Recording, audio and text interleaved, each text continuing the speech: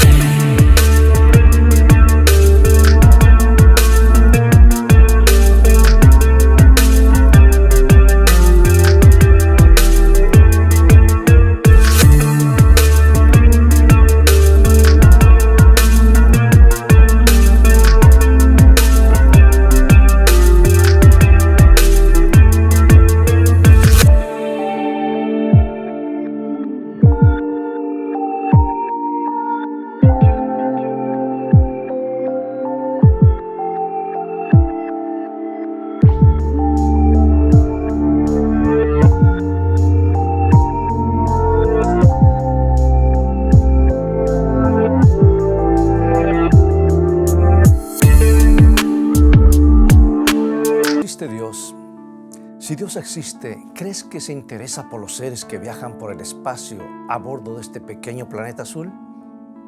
¿O es más bien un terrateniente ausente que puso al planeta a girar hace muchísimo tiempo y luego se olvidó de nosotros? Hoy vamos a considerar un antiguo libro que nos proporciona evidencias sorprendentes de la existencia de Dios. Y nos prueba que no solo se acuerda de nosotros, sino que su mano está conduciendo los destinos de la historia hacia un increíble acontecimiento final. Puedes ir a buscar tu Biblia para acompañar la lectura y regreso en unos instantes.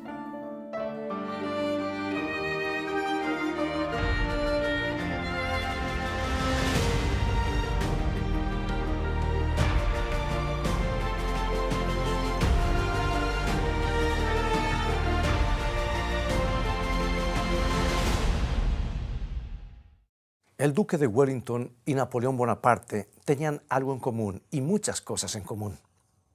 Ambos habían nacido en una isla en 1769. Ambos habían perdido a sus padres a edad temprana y ambos tenían 4 hermanos y 3 hermanas. Ambos habían asistido a la escuela militar en Francia a la misma vez. Se habían destacado en matemáticas y se habían graduado como tenientes coroneles con un solo día de diferencia. Pero lo más importante es que ambos son recordados por lo que sucedió en la batalla de Waterloo. Estaban emparentados con historias de vida semejantes, una educación similar y ejércitos parecidos. Pero Napoleón perdió y el duque de Wellington ganó. Ahora, si le preguntas a un historiador por qué sucedió de esta manera, señalará varios motivos. Primero te dirá, el terreno en el que estaban peleando era del tipo que le gustaba a Wellington, o sea que se sentía más en casa. O por decirlo de una manera más práctica. Segundo, Napoleón no contaba con el ejército prusiano, que ese ejército se desviaría más de 25 kilómetros de su ruta para agregarse al combate. Y finalmente, algunos historiadores señalan que Napoleón ya no tenía el mismo valor y la misma energía que lo caracterizaron antes de su exilio. O sea que hay muchas ideas para explicar la derrota de Napoleón. Pero en lo que todos están de acuerdo es que en que hubiera podido ganar y el mapa de Europa sería bastante distinto si lo hubiera hecho. Pero algo inclinó la balanza decididamente en favor de Wellington y no fue la estrategia o la coincidencia, o el tamaño de los ejércitos, o la fatiga, o el clima, o alguna otra cosa. Fue algo más, amigos. Había una mano invisible que no permitió el triunfo napoleónico. Es que algo había sucedido 2500 años antes en el dormitorio de un antiguo rey babilónico, que había soñado por anticipado lo que sucedería aquel día en Waterloo. La Biblia menciona en el libro de Daniel capítulo 2, versículo 1, lo siguiente. Y en el segundo año del reinado de Nabucodonosor, tuvo Nabucodonosor sueños y se perturbó su espíritu y se le fue el sueño. Era la medianoche. Y el hombre más poderoso de la tierra se despertó abruptamente, bañado en sudor frío, el corazón acelerado, la almohada empapada por la transpiración. Aunque había estado muchas veces en el campo de batalla y aunque había visto a la muerte cara a cara, ahora estaba aterrorizado por un simple sueño. Salió de la cama y convocó de emergencia a los más reputados consejeros de su imperio, hombres que se vanagloriaban de conocer los secretos del universo. Y la Biblia continúa diciendo lo que registra Daniel 2, 2 al 4. Hizo llamar el rey a magos, astrólogos, encantadores y caldeos para que le explicasen sus sueños. Vinieron, pues, y se presentaron delante del rey. Y el rey les dijo, he tenido un sueño, y mi espíritu se ha turbado por saber el sueño. Entonces hablaron los caldeos al rey en lengua aramea. Rey, para siempre vive. Di el sueño a tus siervos y te mostraremos la interpretación. No hay problema, le dijeron, cuéntanos el sueño y te diremos el significado. Y mientras los astrólogos y magos desplegaban sus cartas y libros de interpretación, el rey olió algo raro. tuvo la desagradable sensación de que los hombres que guiaban los destinos de su reino no sabían muy bien de qué estaban hablando. Entonces se negó a contarles el sueño y les dijo que lo adivinaran. Si son lo que dicen ser, les dijo, deberían adivinar el sueño y la interpretación. Y si no pueden, voy a matarlos uno por uno. Un escalofrío debe haber recorrido sus espaldas, porque en lo íntimo de sus corazones sabían que sus libros y sus diagramas serían incapaces de ayudarlos. Nadie podía ingresar dentro de la mente del rey para extraer la información que necesitaba. Así que les pidieron un poco más de tiempo, pero Nabucodonosor fue duro. Me han estado mintiendo durante años, ¿verdad? Mi decisión es definitiva. O me dicen lo que he soñado y me dan el significado, o van a morir todos. Y la Biblia nos cuenta la historia con estas palabras. Daniel 2, 10 al 12. Los caldeos respondieron delante del rey y dijeron, no hay hombre sobre la tierra que pueda declarar el asunto al rey. Además de esto, ningún rey, príncipe ni señor preguntó cosa semejante a ningún mago, ni astrólogo, ni caldeo. Porque el asunto que el rey demanda es difícil y no hay quien lo pueda declarar al rey, salvo los dioses cuya morada no es con la carne. Por esto el rey, con ira y con gran enojo, mandó que matasen a todos los sabios de Babilonia. Ahora me resulta interesante que cuando había sucedido algo importante que habría de cambiar el curso de la historia para siempre, resulta que los adivinos y los astrólogos no supieron nada al respecto.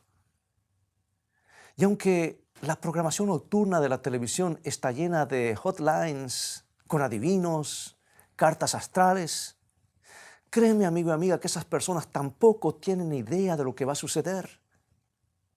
Porque cuando Dios tiene algo importante que decirnos, no utiliza las cartas del tarot, ni las cartas astrales, ni las bolas de cristal, ni las hojas de té. Él se manifiesta y lo dice. Y aquí está. Veamos cómo funciona. El segundo capítulo de Daniel nos dice que como los así llamados sabios no pudieron hacerlo, Nabucodonosor hizo una redada para prenderlos y ejecutarlos. Y cuando sus enviados estaban recorriendo el reino para hallar a todos los caldeos, golpearon a la puerta de un hebreo cautivo llamado Daniel, quien era considerado sabio por su sangre real, su gran inteligencia y su vida piadosa. Pero Daniel no era como los caldeos. En realidad era un profeta genuino, un verdadero mensajero de Dios. Llévenme ante el rey, les dijo, y así lo hicieron. Y esto es lo que nos dice Daniel 2:16. Y Daniel entró y pidió al rey que le diese tiempo y que él mostraría la interpretación al rey. Bueno, por alguna razón, el rey confiaba en Daniel. Quizá porque le había demostrado su valía en el pasado. Entonces concedió el tiempo que Daniel le pedía. Y Daniel regresó donde estaban sus amigos, Sadrac, Mesac y Abednego. Se arrodillaron para orar pidiendo respuestas, porque sabían que estaban ante algo muy importante y Dios habría de revelárselos. Y esto es lo que sucedió. Al día siguiente llevaron a Daniel ante el rey, y nos dice Daniel 2, 27 y 28. Daniel respondió delante del rey diciendo, el misterio que el rey demanda ni sabios, ni astrólogos, ni magos, ni adivinos lo pueden revelar al rey. Pero hay un Dios en los cielos, el cual revela los misterios, y él ha hecho saber al rey Nabucodonosor lo que ha de acontecer en los postreros días. He aquí tu sueño y las visiones que has tenido en tu cama. Nabucodonosor le dijo a Daniel, tus sabios no pudieron decirte el sueño y honestamente yo tampoco puedo. No puedo recibir el crédito por lo que voy a decirte, pero hay un Dios en el cielo que conoce todo y está en el control de todas las cosas y Él me ha mostrado tu sueño. Está relacionado con los últimos días del planeta. Esto es lo que tú soñaste. Y a partir de ese momento, Daniel le cuenta al rey algo que ha cambiado el curso de la historia del mundo. Ha afectado la forma en la que vivimos hoy. En realidad, es el verdadero motivo de la derrota de Napoleón en Waterloo. Este es el relato del sueño del rey tal como lo relata la Biblia. Es un sueño largo, pero permíteme leerlo directamente de Daniel 2, comenzando con el versículo 31. Tú, oh rey, veías y he aquí una gran imagen. Esta imagen, que era muy grande y cuya gloria era muy sublime, estaba en pie delante de ti y su aspecto era terrible. La cabeza de esta imagen era de oro fino, su pecho y sus brazos de plata, su vientre y sus muslos de bronce, sus piernas de hierro, sus pies en parte de hierro y en parte de barro cocido.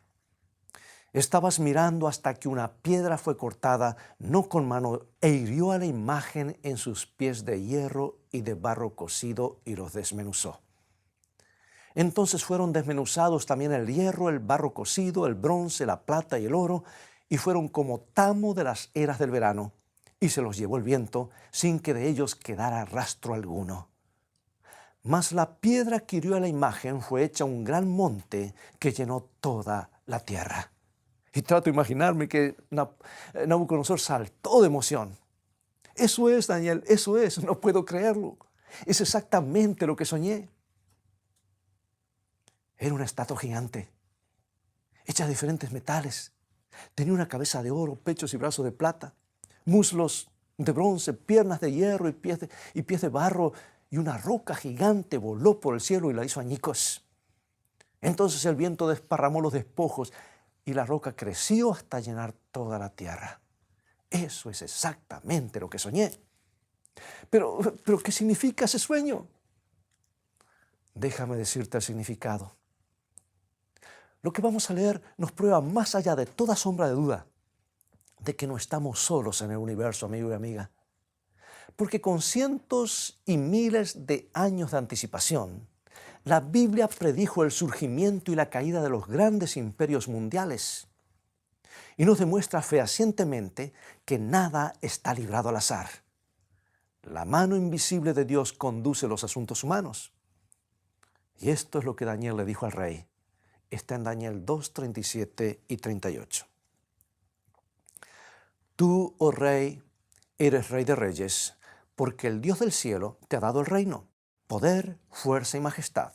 Y donde quiera que habitan hijos de hombres, bestias del campo y aves del cielo, Él los ha entregado en tu mano y te ha dado el dominio sobre todo. Tú eres aquella cabeza de oro. La cabeza de oro de la estatua representa a Nabucodonosor y el imperio babilónico. Fue el más grande de los imperios, el más decadente, literalmente bañado en lujos y en oro. La cabeza de oro de todos los imperios, pero no duraría para siempre. Y Daniel continúa, Daniel 2:39, primera parte. Y después de ti se levantará otro reino inferior al tuyo. La historia nos cuenta que el imperio babilónico se derrumbó cuando los medos y los persas tomaron la ciudad en el año 539 a.C. Y no importó que fueran menos hábiles para la guerra que los babilonios, porque una mano invisible había inclinado la balanza en su favor. Y la historia seguirá inexorablemente el curso que Dios decida, y Él tiene un destino muy específico en mente. Los medos y los persas, representados por el pecho y los brazos de plata, gobernaron el Medio Oriente hasta el 331 a.C., cuando otro ejército lo destruyó. Y según la Biblia, esto fue como lo menciona Daniel, exactamente como lo menciona Daniel 2:39, la segunda parte. Un tercer reino de bronce, el cual dominará sobre toda la tierra. Y el tercer reino, representado por el vientre y los muslos de bronce, fue el imperio griego de Alejandro el Grande, greco-macedónico, uno de los más grandes genios militares de todos los tiempos. Alejandro fue capaz de conquistar a pie a 20 millones de personas y más de 3 millones de kilómetros cuadrados en casi 4 años, y solo tenía 32 años de edad. Nada podía detenerlo, nadie podía detenerlo, porque la mano invisible de Dios le permitía vencer. Pero también el imperio de Alejandro llegó a su fin en el 168 a.C. Y fue cuando el cuarto imperio lo destruyó, tal como había predicho la Biblia en Daniel 2:40. Y el cuarto reino será fuerte como hierro, y como el hierro desmenuza y rompe todas las cosas, desmenuzará y quebrantará todo. Ahora, si recuerdas las clases de historia de la escuela primaria, secundaria y aún la carrera universitaria, sabrás cuál fue el imperio que humilló a los macedónicos. Fueron los romanos, el mismo imperio que gobernaba el mundo cuando Jesús nació. Fueron más feroces que cualquier ejército que el mundo hubiera conocido en la antigüedad, y pisotearon literalmente toda Europa y el Oriente Medio, sojuzgando a todo lo que hallaban a su paso. El famoso historiador Edward Gibbon, en su libro Decadencia y caída del Imperio Romano, lo describió sorprendentemente con estas palabras. Escucha. Y las imágenes de oro, plata o bronce que podrían servir para representar las naciones y sus reyes fueron quebradas una tras otra por la férrea monarquía de Roma. Esto suena como si Gibbons estuviera familiarizado con la Biblia, porque así es como Dios había dicho que iba a suceder, hasta con las mismas expresiones. Sí, la cabeza de oro fue Babilonia, el pecho y los brazos de plata fue Medo-Persia, el vientre y los muslos de bronce fue Grecia, y el imperio romano, las piernas de hierro que eclipsaron a todos los anteriores. Y por la intervención de la mano invisible de Dios, nadie pudo hacer frente al ejército romano. Pero resulta que también Roma habría de caer. Y ahora quiero que prestes mucha atención, porque vamos a ver el verdadero motivo de la derrota de Napoleón. ¿Estás listo? Aquí va. Daniel 2, 41 al 43. Y lo que viste de los pies y los dedos, en parte de barro cocido de alfarero y en parte de hierro, será un reino dividido, mas habrá en él algo de la fuerza del hierro, así como viste hierro mezclado con barro cocido. Y por ser los dedos de los pies en parte de hierro y en parte de barro cocido, el reino será en parte fuerte y en parte frágil. Así como viste el hierro mezclado con barro, se mezclarán por medio de alianzas humanas, pero no se unirán el uno con el otro, como el hierro no se mezcla con el barro. Daniel le dijo al rey con más de 1000 años de anticipación que el imperio romano de Occidente sucumbiría y será dividido en 10 partes como los 10 dedos de los pies.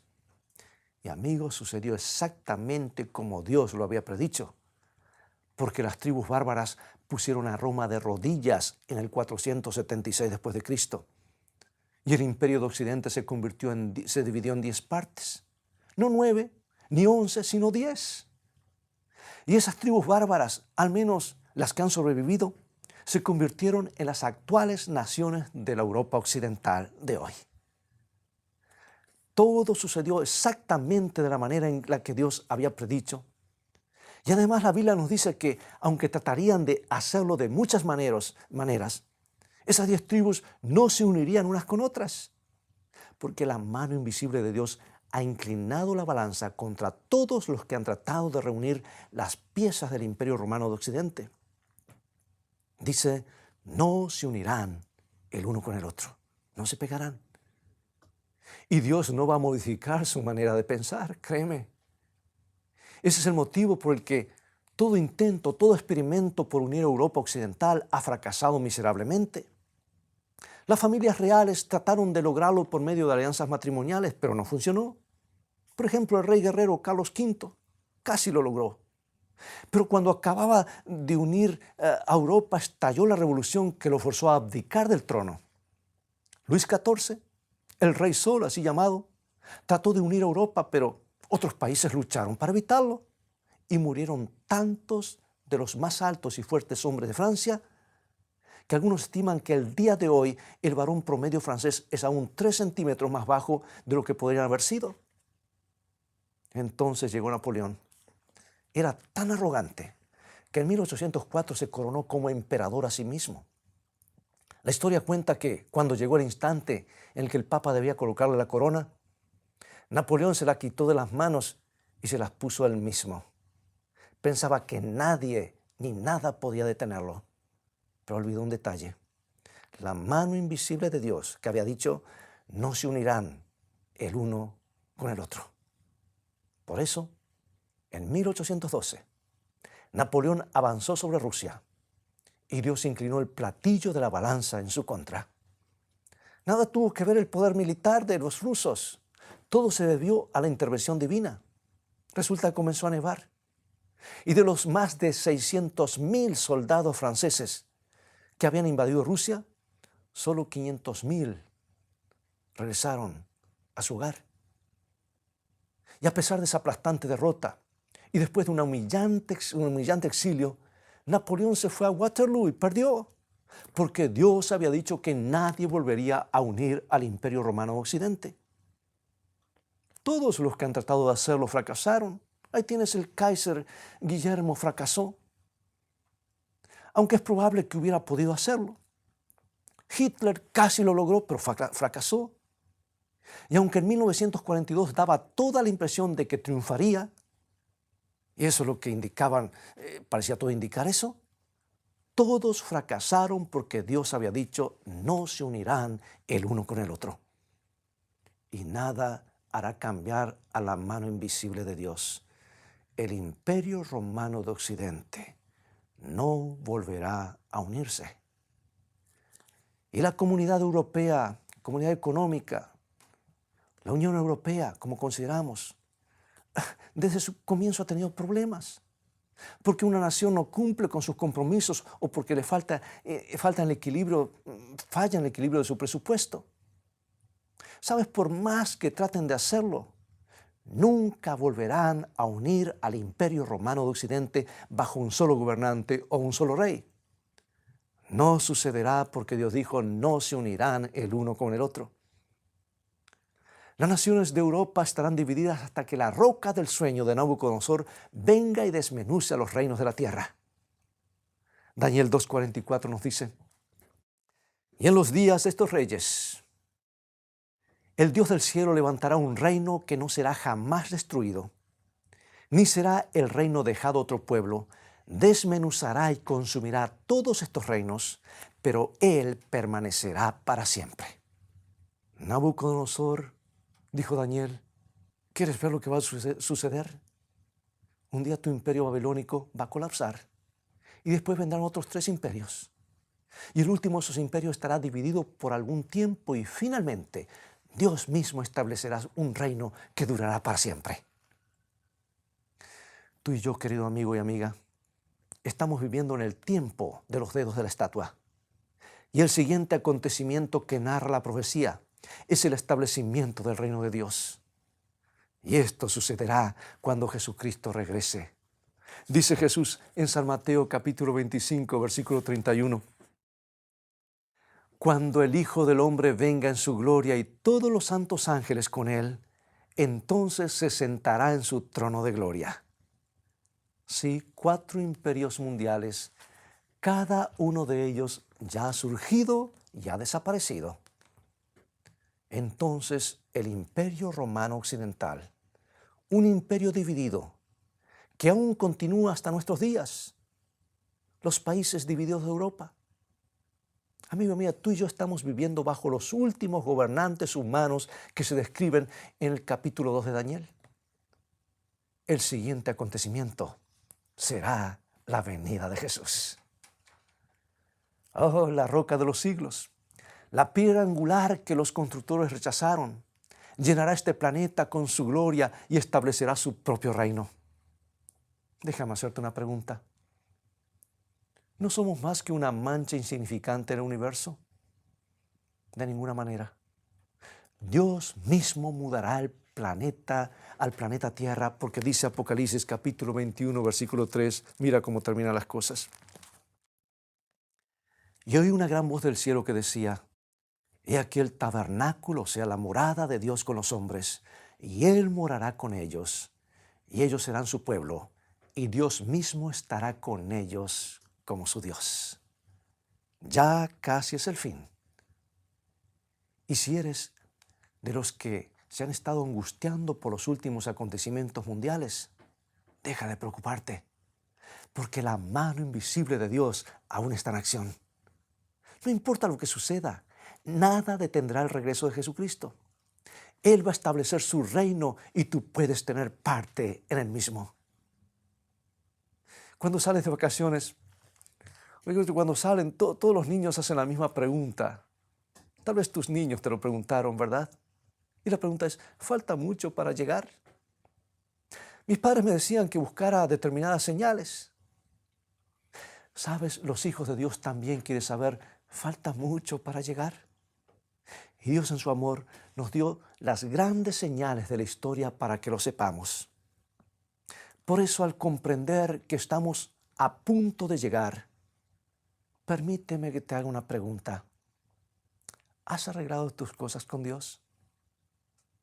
Puedes que te hayas preguntado por qué Dios habría de molestarse con un pequeño planeta cargado de pecado como el nuestro. No olvides que Él ha hecho una tremenda inversión en la humanidad. La compró con su propia sangre y Jesús se hizo como uno de nosotros, parte de la raza humana. Y su mayor deseo es venir a poner fin a los reinos de este mundo y establecer el suyo propio. ¿Quisieras colocar tu vida y tu futuro en las manos de Dios ahora mismo? Acompáñame a orar. Señor, la condición del mundo nos hace sentir que el tiempo se acaba. Anhelamos que Jesús regrese y establezca su reino porque estamos cansados de los gobiernos humanos. Nuestros ojos hoy están fijos en Jesús. Queremos conocerlo mejor y amarlo aún más. Guíanos en el estudio de tu palabra para que podamos estar preparados cuando Él venga. Lo pedimos en el nombre de Jesús. Amén.